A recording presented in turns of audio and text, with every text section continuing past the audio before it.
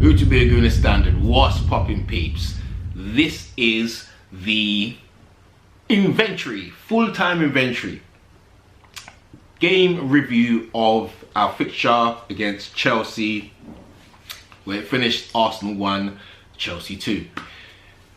We was very unlucky in this game. I was impressed with the way that we played. I was impressed with the attitude of the players. I was impressed with what Mikel has actually brought to the team at such a short space of time. It beggars beliefs to me sometimes on where this team has been.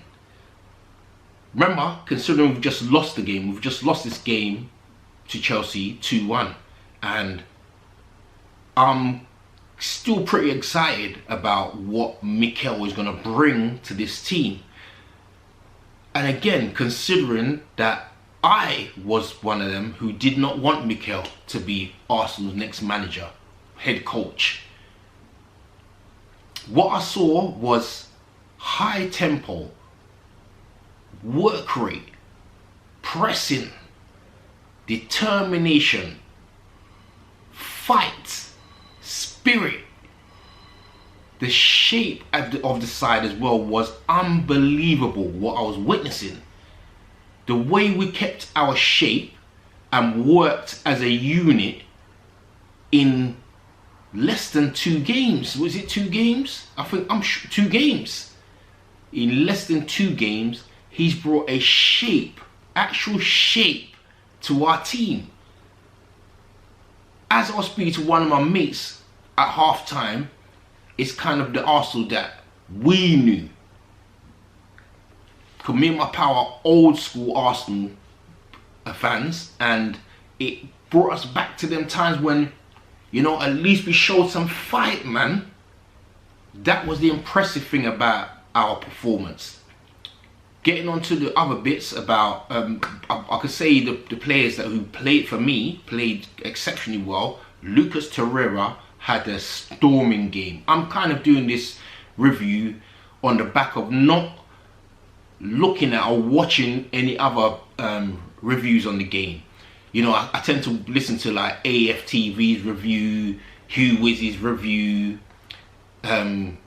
Arsenal game by game. There's other people that I tend to listen to and gauge what their opinions of the game has been. But for this particular game, I've not looked at or listened to any review. One of the reasons being for that is I wanted to give you guys and my, or Who to Be a Gooner's review on the game without looking at outside opinions. I'm going to go back and look at those after this, after I've done my review on the game. And I guarantee you a lot of the people are saying similar type things to what I'm saying here.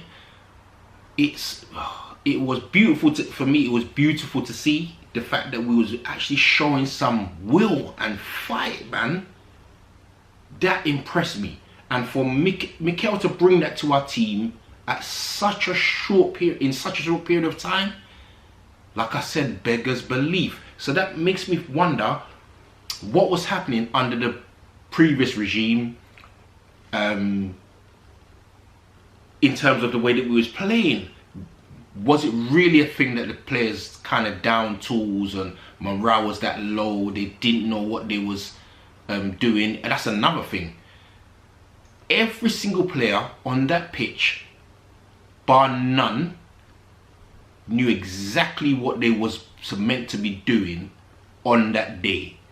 Yes, the second half was a little bit more. Chelsea came at us a lot more the second half and posed a few problems. So you still saw the leaks in our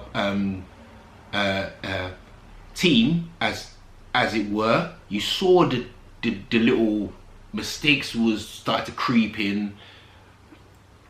So those things still need to be ironed out. Like Leno's, I mean, people are going to go on about the Leno goal. Let's talk about the goals. We scored in the first half with AUBA, the big man AUBA. that's another story about the big man AUBA, but I'll go into that another time. But the big man AUBA gave us a lead, played absolutely well first half. I loved the first half. Second half came out, started again in the same kind of tempo, but Chelsea started to get themselves into the game. Couple of mistakes started to creep in. Couple of incidents in the game as well where Jorginho, who's there, came on for the second half. Came on in the second half, I believe it was. He came on anyway. He got booked pretty early on, I think. And then another incident happened where he should have been booked because a couple of our players were booked for the same similar type incidents, and he didn't get booked for the game for that particular incident, which would have meant they got 2 yellows, and that meant he had to leave the pitch. After that, soon after that, it's that same player who's gone on to score the equaliser, Jorginho.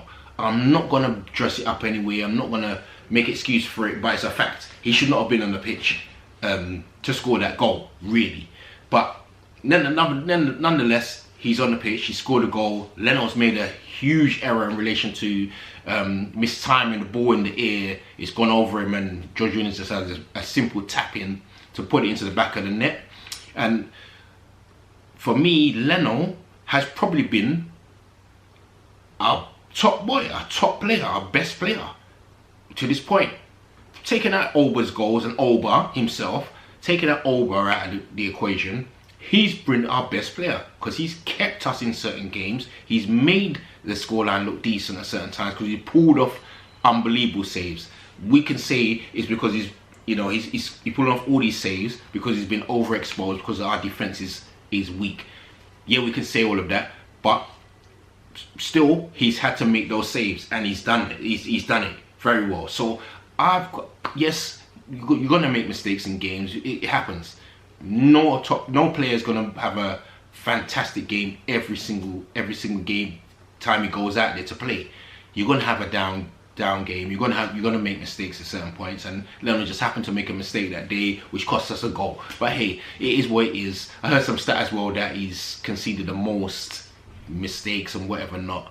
But I'm not even getting to that. He's kept us in certain games, and he's kept the scoreline decent in a lot of games as well.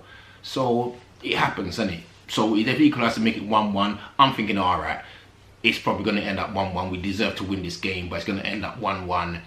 Chelsea started to play a little bit of nice football, moving it about a little bit. We've gone on a counter. I think we've gone on an attack, left ourselves exposed at the back. They countered us through Tammy Abraham, who's pushed it wide to Willian. Willian's actually he pushed the ball a bit too far out from to his right, and managed to get a whip a ball back in, where Tammy Abrahams controlled it, just taking a touch past Mustafi, turn, it's 2-1, and you're thinking, oh my gosh. At that particular point, I'm thinking, we've been robbed here, you know what I'm saying, because we didn't deserve to lose this game. But I'm pretty buoyant in the fact that we played well. We played absolutely well. If we can produce that against our next opponent, which is Manchester United, at the Emirates, and get a result, then I'll be pleased. Especially playing like that. If we can play like that, I'm happy with that, man. I'll be so happy with that. And this goes back to the point that we just need to see something from the players. We see this type of performance from them where they're trying and they're fighting, you know what I'm saying, they're pressing, they're going into tackles. It was beautiful. I loved it. That's why I know Arsenal. I know Arsenal like that, bro. So it's beautiful to see. So this review is going to be full of positives. Even though we've lost the game, it's full of positives for me. We take this into our next game against Manchester United. I'm just going to leave it there because there's not more I can say. The whole team played well as far as I'm concerned, and the whole team deserve credit. Callum went off injured. I'm not sure what the status is on Callum's injury. I hope it's not too bad, because Callum was having a good game, and it kind of changed when the dynamics kind of changed a little bit when Callum went off, even though Mustafi came on and played pretty well himself. I ain't got no arguments or qualms about that. Came on and played pretty well. Mesut Ozil, oh my days, I forgot to mention Mesut Ozil. How can I forget to mention Mesut Ozil run the show? The guy was fighting, tracking back, making tackles, playing some beautiful balls through. Mesut Ozil was, oh, that was a breath of fresh air performance for me from Mesut. I don't know how that slipped my mind, maybe because I'm so elated about the fact that the whole team collectively were working together and made it happen. But Mesut had a beautiful game, and if people need to realize what Mesut Ozil was about, maybe, you know, his time, I've been hearing a lot about his time maybe up at Arsenal and whatever not, but if we use him in the right system, in the right games, this guy can unlock doors for us, and he will. If he's getting the service and getting the help, which he was in this game, then he will unlock doors. He will see things that other players can't see. And there's not one player in our team who's better at Mesut Ozil than that. Let's just face facts. Right now, as it stands, he's our most creative footballer, without a doubt. So that made me so happy as well to see Mesut silencing some of these critics out there who have been giving him a hard time for the last year, or maybe 2 years, or maybe even 3 years. That he doesn't do enough for Arsenal and da-da-da-da-da. But he showed on that day, he showed in a big game as well, he actually showed. He turned up. So overall, happy with the performance, even though we've actually lost the game. I'm very happy with the performance. This is what I call the full-time inventory. It finished at the Emirates. Arsenal 1, Chelsea 2, unfortunately. But we move on to Manchester United, who is our next opponents at the Emirates. All my socials will be down below in the description. Please check them. Do check them out. There'll be a lot more content on those platforms as well. And I'll be back for the preview of the Arsenal versus Manchester United on New Year's Day. Yes, who to be a Gooner standard, fulfill your true potential in 2020. Peace.